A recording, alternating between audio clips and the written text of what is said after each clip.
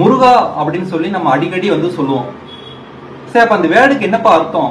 உண்மையாலுமே முருகர் அப்படின்னு கந்தன் அப்படின்னு சொல்லுவோம், வெவ்வேறு பேர்ல வந்து சொல்லுவோம். ஆனா அடிக்கடி சொல்றது பாத்தீங்கன்னா முருகா.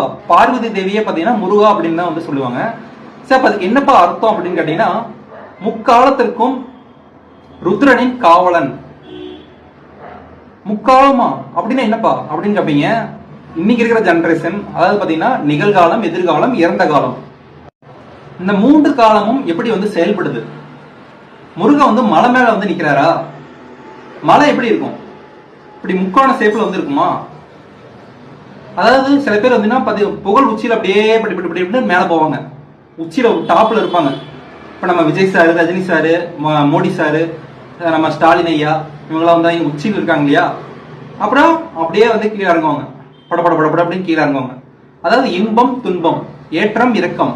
சில பேர் பாத்தீங்கன்னா இன்பமும் இருக்காது, துன்பமும் இருக்காது, அவங்க பாட்டுக்கு அவங்க வேலையை செஞ்சுட்டு கீழே இருப்பாங்க. இதுதான் பாத்தீங்கன்னா முக்காலத்திற்கும் தலைவன் நம்ம அப்பன் அப்படின்னு வந்து நம்ம சொல்லுவோம். சரி, இந்த முக்காலமும் எதுக்குள்ள அடங்குது அப்படின்னு கேள்வி கேட்பீங்க. செவ்வாய் அப்படிங்கிற அந்த கிரகத்துல வந்து அடங்குது. செவ்வாயா அப்படின்னா என்ன அப்படின்னு கேட்பீங்க. செவ்வாய்னா சிவப்பு, நம்ம ரத்தத்தோடைய அணுக்களுடைய அந்த காரகன் அப்படின்னு சொல்லுவாங்க. இந்த முக்காலமும் பாத்தீங்கன்னா நம்மளுடைய ரத்தத்துல வந்து அடங்குது. எந்த ஜென்மத்துல என்ன பாவம் செஞ்சனாலும் தெரியலப்பா, இந்த ஜென்மத்துல அனுபவிக்கிறேன் அப்படின்னு நம்ம சொல்றோம் இல்லையா? இதெல்லாம் பாத்தீங்கன்னா நம்மளுடைய ரத்தத்துல வந்து அதோடைய வினைப்பயன் வந்து கலந்துருக்கும்.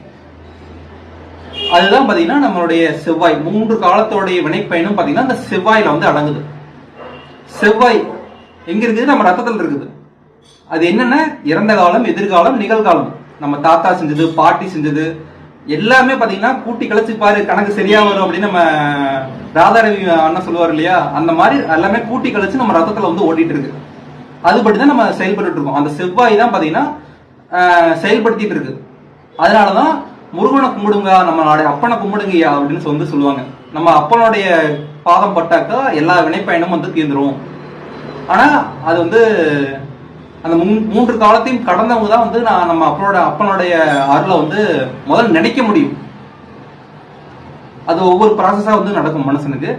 இதோட முடிச்சுக்கிறேன். ஏன்னா சில பேருக்கு வந்து இதெல்லாம் சொன்னா புரியாது, அதுதான் பிரச்சனை. பாய்.